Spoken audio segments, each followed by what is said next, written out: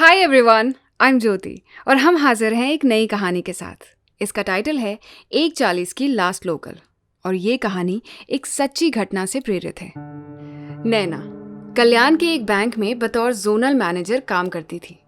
उस रोज उसके एक साथी कर्मचारी का जन्मदिन था। यूं तो हर रोज वो ठीक 7 बजे लोकल पकड़कर अंधेरी निकल जाया करती थी, लेकिन उस रोज उसके सह कर्मचारी मीरा विश्वास ने बहुत ही मिन्नतें की कि उसके साथ पार्टी में चले। दोनों में काफी अच्छी दोस्ती भी थी, तो नैना मना नहीं कर पाई। नतीजा ये हुआ कि पार्टी करते करते बहुत देर हो गई। उधर घर में नैना के पति ऋषभ बहुत परेशान हो रहे थे। नैना कभी देर रात तक बाहर नहीं रुकती थी। पार्टी के दौरान कब उसके सेल फोन की बैटरी डेड हो गई उसे पता ही नहीं चला। मीरा ने उसे रुकने के लिए कहा, मगर ऋषभ अकेले परेशान हो जाएंगे इसलिए चाह कर भी नैना रुक नहीं पाई। संयोग से 1:40 की लास्ट लोकल को अभी निकलना बाकी था। नैना ने बिना टिकट कटाए ट्रेन पकड़ लिया। 1:40 को आखिरी लोकल ट्रेन निकलती है, फिर उसके बाद सीधे सुबह 4 बजे। बीच में करीबन 2.25 घंटे ट्रेन सर्विस बंद कर दी जाती है। इसी कारण से 1:40 की लास्ट लोकल एकदम खाली रहती है। नैना ने ट्रेन मिल जाने से राहत की सांस तो ली, लेकिन चारों ओर के सन्नाटे से उसकी सांसें फिर से रफ्तार पकड़ने लगी। जिस बोगी में नैना थी उसमें कोई नहीं था। उसके आगे वाली बोगी में एक औरत बुर्का पहने बैठी हुई थी और उसके बगल में एक आदमी बैठे हुए थे। दोनों शायद दंपत्ति होंगे।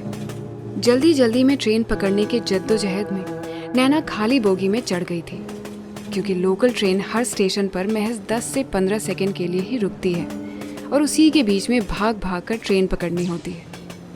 नैना चुपचाप एक जगह बैठ गई। उसका फोन स्विच्ड ऑफ हो चुका था और अपनी इस लापरवाही से उसे अपने ऊपर बहुत गुस्सा आ रहा था। अगले ही स्टेशन पर एक आदमी उसी बोगी में चढ़ा जहां पर नैना बैठी हुई थी। नैना ने जैसे ही उसको देखा, पता नहीं क्यों उसे बहुत अजीब सा लगने लगा। उसके अगले ही स्टेशन में नैना नीचे उतरी और उस 15 सेकंड के व्यवधान में वो उस बोगी में चढ़ गई जहां पहले से दंपत्ति बैठे हुए थे। उनमें जो औरत थी वो दरअसल सो रही थी। आदमी ने नैना को चढ़ते हुए देखा और एक मुस्कान के साथ आगे देखने लग गया। बदले में नैना भी एक बार मुस्कुराई, लेकिन नैना को अभी भी ऐसा लग रहा था जैसे वो पीछे वाले बोगी में मौजूद आदमी उसे घूर रहा है। क्योंकि बगल में एक दंपत्ति थे तो उसे अब हिम्मत आई और उसने पलटकर देखना उचित समझा।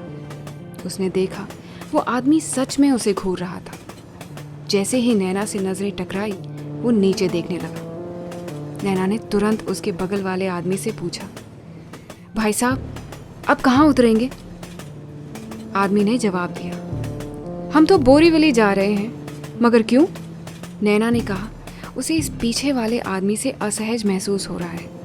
इतना सुनते ही उसने नैना को दिलासा देकर कहा, आप परेशान मत होना, हम हैं ना। नैना अब शांत हो गई। उसके दिमाग में चल रही उथल पुथल रुक गए। दिन भर से थकी हुई थी तो उसकी आंखें लग गई। किसी एक स्टेशन पर ट्रेन झटके के साथ रुकी तो नैना की नींद टूटी। उबासी लेकर जब वो पीछे मुड़ी तो वही पिछले बोगी वाला आदमी दिखा और बगल में मौजूद दंपत्ति गायब हो चुके थे। किसी स्टेशन पर वो लोग शायद उतर गए होंगे। नैना अब घबराने लगी। वो आदमी कुछ कहना चाह रहा था। नैना ने पीछे मुड़कर देखा तो उसे वो दंपत्ति स्टेशन के एक चेयर पर बैठे हुए दिख गए। वो औरत अभी भी सो रही थी। ट्रेन अभी और 5 सेकंड में चलने ही वाली थी कि नैना तुरंत उठी और अपना बैग हाथ में पकड़े ट्रेन से झटपट नीचे उतरने के लिए निकली। पीछे से अब की बार उस आदमी ने नैना को कस के पकड़ लिया। ट्रेन चल पड़ी। नैना चिल्लाने लगी और वो आदमी पीछे हट गया। नैना चिल्ला चिल्ला कर जोर जोर से मदद मांगने लगी। ट्रेन आगे बढ़ गई और प्लेटफॉर्म के उस चेयर पर बैठे दंपत्ति पीछे छूटने लगे। अंधेरी अभी भी 4 स्टेशन दूर था। सामने खड़ा आदमी तुरंत घुटनों पे आ गया। कान पकड़कर कहने लगा, बहन जी आप गलत समझ रहे हैं। मैं बस आपसे इतना कहना चाहता था कि वो जो दंपत्ति वहां बैठे हुए थे ना, उनमें से जो औरत थी वो एक लाश थी। नैना के पैरों तले जमीन खिसक गई। वो बगल वाले सीट पर गिर पड़ी। थोड़ी देर बाद अंधेरी स्टेशन आया और दोनों उतर गए। स्टेशन पर नैना के पति ऋषभ पहले से खड़े थे। नैना ने साथ में उतरे उस आदमी से काफ़ी बार माफ़ी मांगी और ऋषभ के साथ कार में घर के लिए रवाना हो गई।